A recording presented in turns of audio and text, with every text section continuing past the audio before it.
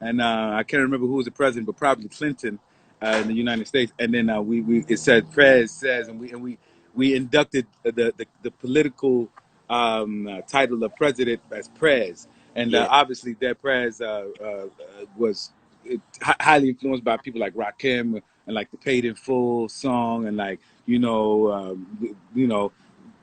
need money, you Yeah. know, all that. And but the album, it was a culmination of a whole bunch of revolutionary study and struggle. I can say struggle. I don't mind saying that Yeah.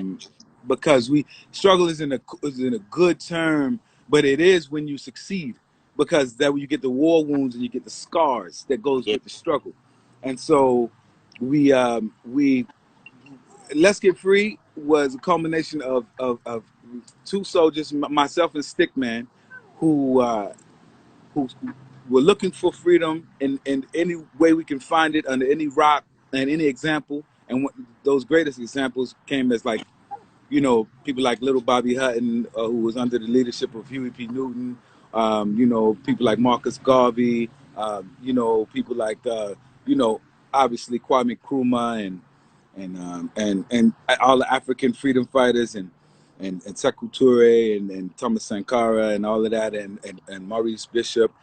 And so we were looking for it anywhere we could find it, studying by video and by magazine and newspapers, and what you hear on that album was I met Stick in 1991. This album came about 9 years later, so I would say it was a culmination of our experiences trying to build a revolution, being unsuccessful. I mean, I don't say that from like a really demoralized place, even though I have been demoralized about not being a free African. As you can see, I'm wearing your shirt. You know what I'm saying? Oh yeah, nigga. Yeah. I'm So wearing a Dead Prez shit. yeah. That's it. Look, listen, we Yeah. trade. I'm gonna So, black DP. but I see. But so I just want to say, Let's Get Free. The reason why we even named it Let's Get Free, which is interesting. I'll tell you a little bit about that too. Yeah. Because we had no name for the album until the final minutes, and it was just untitled, and we were in a limousine.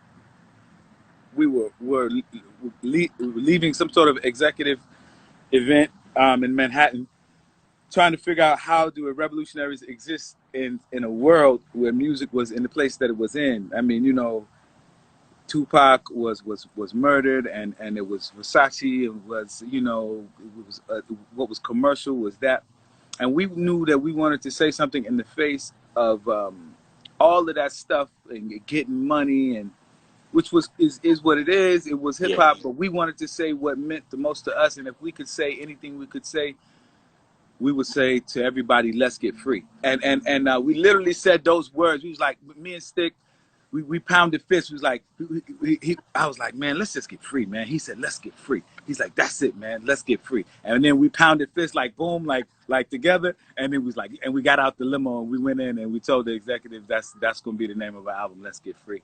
And that's how it happened. Like literally, we knew it was a commandment. It was a command, but we also knew it was a mantra. If we keep continuing to say it, Yeah. it will manifest. You know what I mean? And so Yeah. still looking for it. Still looking for it, but I know it's there. Yeah. Salute to everybody out there. I see y'all. I see LA out there. What's up? I see Coach and them. What's good with you?